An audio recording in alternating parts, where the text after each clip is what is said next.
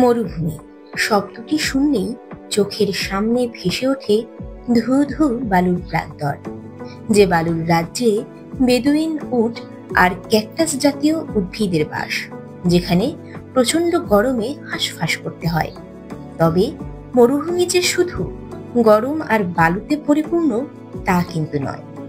পৃথিবীতে এমন মরুভূমিও রয়েছে যেখানে বিরাজ করে হিমশীতল ঠান্ডা। সেখানে এককভাবে শাসন করে বেড়ায় কেবল বরফ আর বরফ। আর বিশ্বের সবচেয়ে বড় দুই মরুভূমি হলো এমন শীতল মরুভূমি। অ্যান্টার্কটিক দক্ষিণ মেরু অঞ্চলের হিমশীতল একটি মরুভূমি। এই মরুভূমিতে বালুর কোনো চিহ্ন নেই, এমনকি নেই গরমও।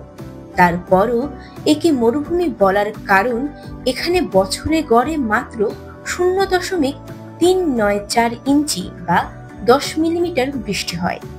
শীতকালে অ্যান্টার্কটিকার তাপমাত্রা -89 ডিগ্রিতে পৌঁছায়। এটি পৃথিবীর সবচেয়ে শীতলতম স্থান। অ্যান্টার্কটিক মরুভূমি 1,42,00,000 বর্গ কিলোমিটার এলাকা জুড়ে বিস্তৃত। এটি পৃথিবীর সবচেয়ে বড় মরুভূমিও বটে। অ্যান্টার্কটিক মরুভূমি পুরো মহাদেশ জুড়েই বিস্তৃত। এমনকি এ মহাদেশের প্রায় 98% এলাকা স্থায়ীভাবে শক্ত বরফের আবরণ দিয়ে ঢাকা। এখানে কোনো মানুষের বসবাস নেই। তবে গবেষণার জন্য বিশ্বের সবচেয়ে বড় এই মরুভূমিতে মাঝে মধ্যে ঘাঁটি গাড়েন বিজ্ঞানীরা। বিশ্বের দ্বিতীয় বৃহৎ শীতল মরুভূমি আর্কটিক মরুভূমি। এটি Alaska, Canada, Greenland, Iceland, Finland, Sweden, Norway ও রাশিয়া জুড়ে বিস্তৃত। এর আয়তন প্রায় 1,39,00,000 বর্গ কিলোমিটার বা 54 লাখ বর্গ মাইল।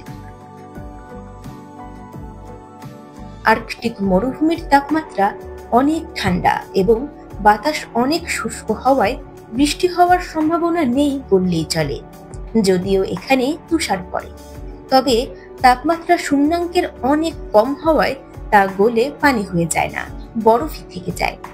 এখানে নানা প্রজাতির পাখি ও মেরু ভালুক দেখা যায়।